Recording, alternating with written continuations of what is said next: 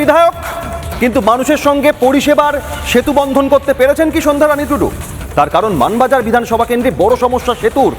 2 বছর 24 মাস, প্রায় 800 দিনের দোরগোড়ায় একটা মাত্র গুরুত্বপূর্ণ চাকা নদীর ওপর সেতু, তাও ভেঙে পড়ে রয়েছে। কিন্তু এখনো পর্যন্ত মানুষের মন ভেঙেছে, কিন্তু সেতু সারাই হয়নি। মানবাজার বিধানসভার চাকা নদীর সেই ভাঙা সেতু, সেই সেতুর উপর আমি রয়েছি, একেবারে ভাঙা জায়গাটাতে রয়েছি।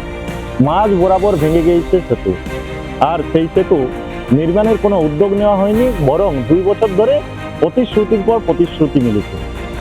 এখানে মানুষজনদের দাবি চাকা নদীর উপর থাকা যে সেতু, সেই সেতু ভাঙেনি, এখানে উন্নয়নের কোমর ভেঙেছে। প্রতিশ্রুতির বন্যা ঠিক চাকা নদীর জলে ভেসে গিয়েছে, এমনটাই কিন্তু জানাচ্ছেন এই এলাকার মানুষজন। তবে বর্ষাকালে তাদের যে এই যাতায়াত, সেই যাতায়াতে ব্যাপক সমস্যা হয় বলে তারা এভাবেই কিন্তু একটা ভেলা তৈরি করে এবং এখানে টিউবের সাহায্যে সেই ভেলা দিয়ে যাতায়াত করে। একেবারে দুর্বিষহ জীবনযাত্রা তাদের। প্রায় এই এলাকার প্রায় 15 থেকে 20টি গ্রামের মানুষজনকে যেতে হয় এই নদী পারাপার করেই, কিন্তু পঞ্চায়েত অফিস থেকে শুরু করে হসপিটাল, এমনকি সদর এলাকাতেও। এক সময় এই রাস্তা দিয়ে বা এই সেতুর উপর দিয়ে যাত্রীবাহী বাস চলাচল করত, কিন্তু সেই যাত্রীবাহী বাস চলাচল বন্ধ হয়ে যায় কিন্তু বর্ষাকালে।